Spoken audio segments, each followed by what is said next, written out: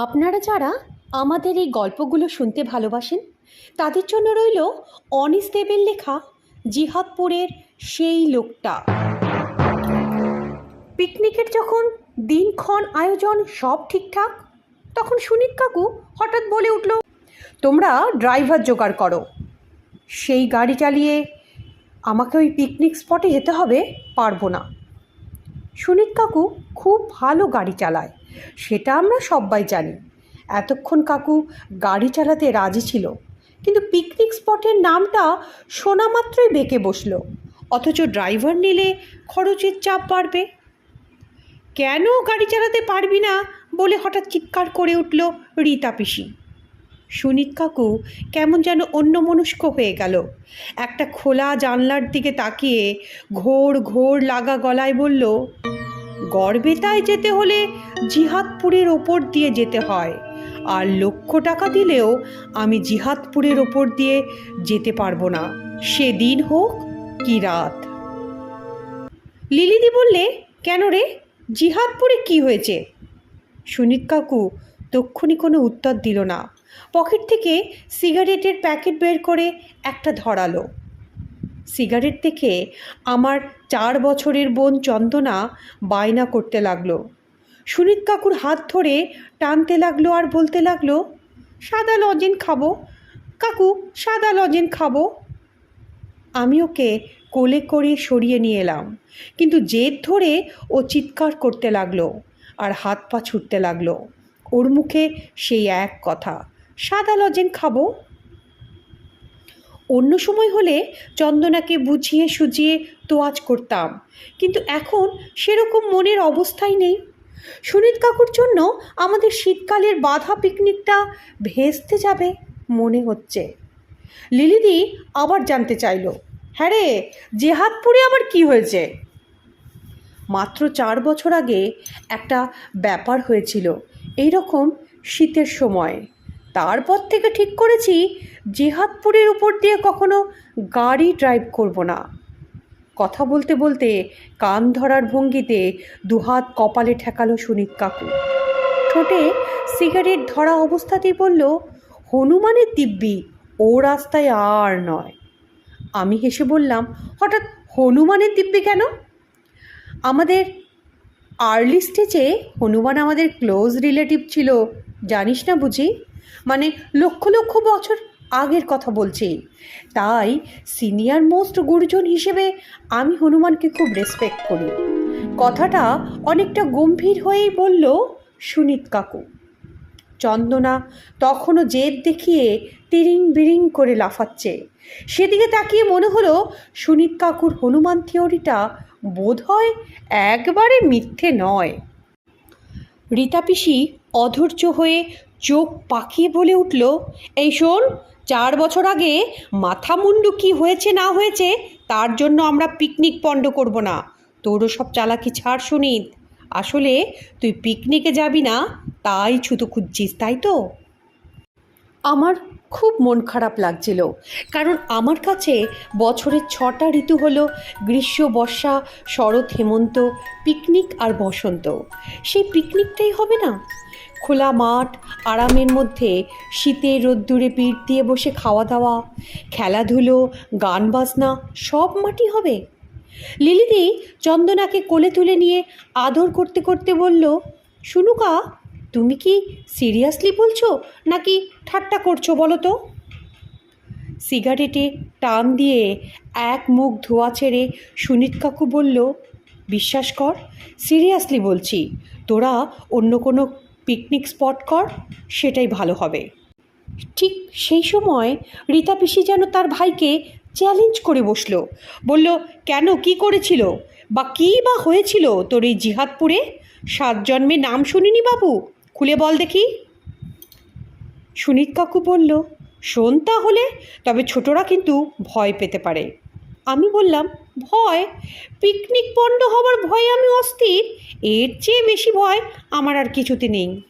সুনীত কাকু কিন্তু বেশ গম্ভীর গলায় বলল, আছে জিহাদপুরের ভয়। শোন তাহলে, তোরা যখন শুনতেই চাস বলছি। তোরা তো জানিস ছোটবেলায় আমার বাবা মারা গিয়েছে। তারপর থেকে আমি জ্যাঠার কাছে মানুষ। জ্যাঠামশাই দারুণ মানুষ। আজকাল এরকম গুরুজন পাওয়াই মুশকিল। আমার ছোটবেলাটা এত দারুণ কেটেছিল যে এখনও সেসব দিনের কথা মনে পড়লে মনটা যেন কেমন করে জানিস। জ্যাঠামশাই বরাবর মহানগঞ্জে থাকতেন, জমি জমা দেখাশোনা করতেন। শহর ওকে মোটেই টানত না। বছর চারেক আগে তিনি হঠাৎ খুব অসুস্থ হলেন। আমি কলকাতা থেকে গাড়ি চালিয়ে ওকে দেখতে গেলাম। তখন বুঝতে পারিনি যে জিহাদপুরের ওপর দিয়ে গেছি। 3 দিন পর কলকাতার পথে যখন রওনা হলাম তখন মনটা খুব খারাপ, কারণ জ্যাঠামশাইয়ের অবস্থা যখন তখন মোটেই ভালো নয়। সুতরাং গাড়ি চালিয়ে ফেরার পথে মনটা কেমন যেন ছন্ন ছাড়া হয়ে যাচ্ছিল। বারবার ছোটবেলার কথা মনে পড়ছিল, আর ভুলে যাচ্ছিলাম যে আমি ছুটন্ত গাড়ির স্টিয়ারিংয়ে বসে আছি।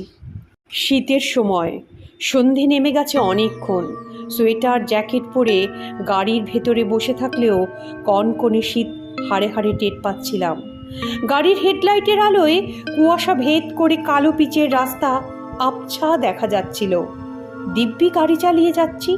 হঠাৎ দেখি আমার ঠিক সামনে মাথায় ঘোমটা দিয়ে চাদর মুড়ি দিয়ে একটা লোক কোত্থেকে এসে যেন দাঁড়িয়ে পড়ল। লোকটা এত আচমকা গাড়ির সামনে হাজির হলো, মনে হলো যে ঠিক একটা গাছের মতো মাটি ফুঁড়ে উঠেছে। ব্যাস, যা হওয়ার তাই হলো। আমি প্রাণপণে ব্রেক কষলাম, স্টিয়ারিংও কাটালাম, কিন্তু কোনো লাভ হলো না, বুঝলি। লোকটা এত কাছে এসে দেখা দিয়েছিল যে পৃথিবীর কোনো ড্রাইভারই ওকে বাঁচাতে পারতো না। আমার গাড়ি সপাটে লোকটাকে ধাক্কা মারল। বীভৎস একটা শব্দ হলো। লোকটা কোথায় কাত হয়ে পড়ল দেখতে পেলাম না। আরও অন্তত হাত 10 গিয়ে তবে আমার গাড়ি থামল। স্টিয়ারিং কাটানোর ফলে গাড়িটা পিচের রাস্তা ছেড়ে মাটির ওপরে নেমে গেছে, আর আমি হতভম্ব হয়ে চুপচাপ বসে আছি। ভাবছি লোকটা আছে না খতম হয়ে গেল। একটু পরে যখন কাণ্ডজ্ঞান ফিরে পেলাম তখন দরজার হাতল খুঁড়িয়ে গাড়ি থেকে নামতে নামতে গাড়ির ভেতরে ধরাস ধরাস শব্দ হচ্ছিল। এর আগে আমি কখনো মানুষকে ধাক্কা মারিনি। তাড়াতাড়ি তাকিয়ে দেখলাম কোনো লোকজন চোখে পড়ে কি না। দেখলাম না, কেউ নেই। হঠাৎই বন্ধ কাচের জানলায় ঠক ঠক শব্দ হলো। চমকে মুখ ফিরিয়ে দেখি বাঁ দিকের দরজার বাইরে চাদর মুড়ি দেওয়া একজন মানুষ সামান্য কুঁজো হয়ে দাঁড়িয়ে। হেডলাইটের আলো গাছের গুঁড়িতে ঠিকরে পড়ে এদিক ওদিক ছড়িয়ে যাচ্ছিল। তারই আভায় লোকটার মুখ আবছা চোখে পড়ল। তাছাড়া কপালের ওপরটায় চাদরের আড়াল থাকায় চোখ দুটো আমি দেখতে পাচ্ছিলাম না। তবে মনে হলো লোকটা বুঝি পান খায়, কারণ ওর ঠোঁটের কোণ দিয়ে পানের রস গড়িয়ে পড়ছিল। লোকটা ইশারায় আমাকে জানলার কাছ নামাতে বলল। আমার হাত পা তখন থরথর করে কাঁপছে। গাড়ি অ্যাক্সিডেন্ট করলে তারপর যা যা হয় সে সব মনে পড়ছিল। গণধোলাই, পুলিশের হাতে নাকাল হওয়া, ঘুষ, আরও কী কী যে আছে কে জানে কপালে। এইসবই ভাবছি গাড়ির মধ্যে বসে। কোনো কথা না বলে কাপা হাতে জানলার কাছটা নামালাম। সঙ্গে সঙ্গে রুক্ষ কর্কশ গলায় লোকটা বলে উঠল, কী ব্যাপার, একটু দেখে চালাতে পারেন না? স্টিয়ারিং হাতে পড়লেই কি জ্ঞান গম্যি হারিয়ে ফেলেন? আমি সাফাই হিসেবে কিছু বলতে গেলাম, কিন্তু ঠোঁট কেঁপে ওঠাই সার হলো। গলা দিয়ে কোনো আওয়াজ বেরোলো না। আশ্চর্য! এরপরেও লোকটা বেঁচে আছে। একটা ঠান্ডা ভয় আমাকে ক্রেপ ব্যান্ডেজের মতো জড়িয়ে ধরল। তারপর সেই ভয়টা চুইয়ে চুইয়ে ঢুকে যেতে লাগলো শরীরের ভেতর। কী যে হলো আমার! আচমকা গাড়ি স্টার্ট করে পাগলের মতো গাড়ি ছুটিয়ে দিলাম। ধুলো উড়ল, ইঞ্জিনের গোগো শব্দ হলো। ক্ষিপ্র হাতে স্টিয়ারিং ঘুরিয়ে গাড়ি তুলে নিয়ে এলাম রাস্তায়। মনে তখন শুধু একটাই চিন্তা, এখান থেকে যেভাবেই হোক পালাতে হবে। গাড়ি আমার কথা শুনেছে। সামনের পিচের রাস্তাটা মরিয়া হয়ে ছুটে যাচ্ছে পিছন দিকে। খোলা জানলা দিয়ে হু হু করে বাতাস ঢুকছে। আমার প্রচণ্ড শীত করার কথা, কিন্তু আতঙ্কে শীতের কামড় টেরই পাচ্ছিলাম না। হঠাৎ কানে এলো একটা শব্দ, এই যে বেপরোয়া গাড়ি চালাচ্ছেন, দেখবেন আবার একটা অ্যাক্সিডেন্ট হবে। আমি হঠাৎ চমকে উঠলাম, ভাবলাম কে বলল কথাটা। চমকে বাঁদিকে মুখ ফিরিয়ে দেখি গাড়ির জানলায় সেই লোকটা গাড়ির সঙ্গে সমান তালে ছুটছে।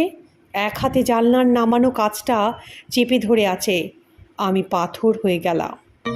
গাড়ি অন্তত 60-70 কিলোমিটার বেগে ছুটছে। লোকটা ওই গতিবেগের সঙ্গে পাল্লা দিয়ে কি করে যাচ্ছে? এ যে বেন জনসনকে হার মানায়। সামান্য হেসে লোকটা বলল, আমরা জিহাদপুরের লোক, অন্যায় দেখলেই প্রতিবাদ করি। আপনি যে আমার বডির ওপর দিয়ে গাড়িটা চালিয়ে দিলেন, এর বিহিত করবে কে শুনি? আমি কোনো জবাব দিতে পারলাম না। রোবটের মতো গাড়ি ছুটিয়ে চললাম। লোকটা জানলার ফ্রেমে আটা ছবির মতো গাড়ির সঙ্গে তাল মিলিয়ে নির্বিকারভাবে ছুটছে, আর এক নাগাড়ে ওর প্রতিবাদ জানিয়ে যাচ্ছে। জিহাদপুরের লোকেদের কাছে অন্যায় জুলুম চলবে না। আমরা গরিব হতে পারি, কিন্তু অন্যায় অবিচারের প্রতিবাদ করতে জানি বাবু। মৃত্যুর মুহূর্ত পর্যন্ত আমাদের প্রোটেস্ট থামবে না। এমনকি মরে গেলেও আমরা প্রতিবাদ করতে ছাড়ি না।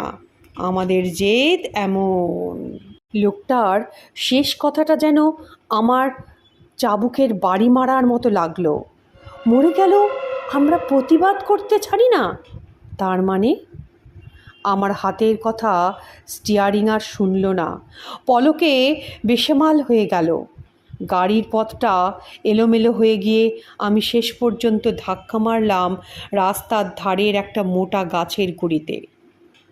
যে কোনোভাবেই হোক আমার বা পা নিতান্ত অভ্যাসবশে চেপে বসেছিল ব্রেকের ওপর, তাই ধাক্কাটা সেরকম মারাত্মক হয়নি। তাল গোল পাকানোর শব্দ হলো নানা রকম। ব্রেক কষার ক্যাচ ক্যাচ আর্তনাদ, আমার ভয়ের চিৎকার, আর সর্বশেষে সংঘর্ষের শব্দ। আমি স্টিয়ারিংয়ের ওপরে মাথা ঝুঁকিয়ে হাঁপাচ্ছিলাম। একটু সময় নিয়ে আর চোখে তাকালাম জানলার দিকে। ভেবেছিলাম জানালায় জিহাদপুরের লোকটাকে আর দেখতে পাবো না। ব্যাপারটা নিশ্চয়ই আমার চোখের ভুল। এখন সে অলীক স্বপ্ন মিলিয়ে গেছে। কিন্তু দেখলাম যা ভাবছি সব মিথ্যা। লোকটা তখনও জানলায় রয়েছে। ওর মাথার ঘোমটা সরে গেছে। এখন ওর চোয়ারে মুখ স্পষ্ট দেখা যাচ্ছে। ঠোঁটের কোণে বেয়ে গড়িয়ে পড়া জিনিসটাকে আগে আমি পানের রস ভেবে ভুল করেছিলাম। এখন বুঝলাম ওটা রক্তের রেখা। লোকটার বা গাল বেয়ে রক্ত গড়িয়ে পড়ছে। বোধহয় মাথায় চোট পেয়েছে। আমার চিন্তা ভাবনা সব জট পাকিয়ে শুধু আতঙ্ক মনে বাসা বেঁধেছিল। সেই আতঙ্কের ঠেলায় ডান হাতে আমার দিকের দরজাটা খুলে ফেললাম। পালাতে হবে যেভাবেই হোক। এই ভয়ঙ্কর লোকটার কাছ থেকে আমাকে পালাতেই হবে। মনের মধ্যে তখন এই একটাই কথা ঘুরপাক খাচ্ছিল।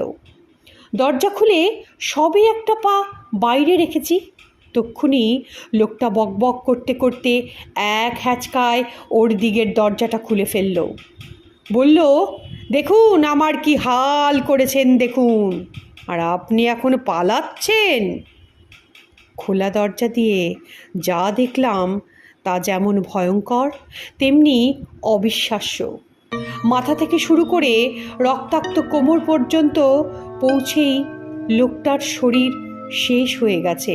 তারপর সব শূন্য, যেন বাতাসে ভর করে একটা অর্ধেক মানুষ রক্তাক্ত অবস্থায় দাঁড়িয়ে আছে আমার সামনে। আমার দাঁতে দাঁতে ঠোকাঠুকি লেগে গিয়েছিল। চোখ দুটো বোধহয় ভয়ে পাগল হয়ে বাইরে ছিটকে বেরিয়ে আসতে চাইছিল। বিশাল হা করে ফেলেছিলাম এক প্রাণান্ত চিৎকার করে ওঠার জন্য। ঠিক তখনই লোকটা ঠান্ডা গলায় বলেছিল, দেখেছেন আপনার গাড়ি চাপা পড়ে আমার বডিটা একবারে দুখানা হয়ে গেছে, নিচের অর্ধেকটা সেই অ্যাক্সিডেন্টের জায়গাতেই পড়ে আছে। চলুন দেখবেন মিথ্যে বলছি কি না। লোকটা হাত বাড়ালো আমার হাত ধরার জন্য। তারপর আর কিছু মনে নেই। পরদিন জেনেছি গাড়ির জ্বলন্ত হেডলাইট দেখে স্থানীয় লোকজন আমাকে খুঁজে পেয়েছিল, আর ওরা কখনো জিহাদপুরের নামই শোনেনি। সুনীত কাকুর গল্প শেষ হওয়ার পর আমরা আর কোনো কথা বলতেই পারলাম না। শ্রোতা বন্ধুদের উদ্দেশ্যে অনুরোধ, আমার এই গল্পটা যদি আপনাদের ভালো লাগে চ্যানেলটাকে লাইক, সাবস্ক্রাইব আর শেয়ার করতে ভুলবেন না কিন্তু।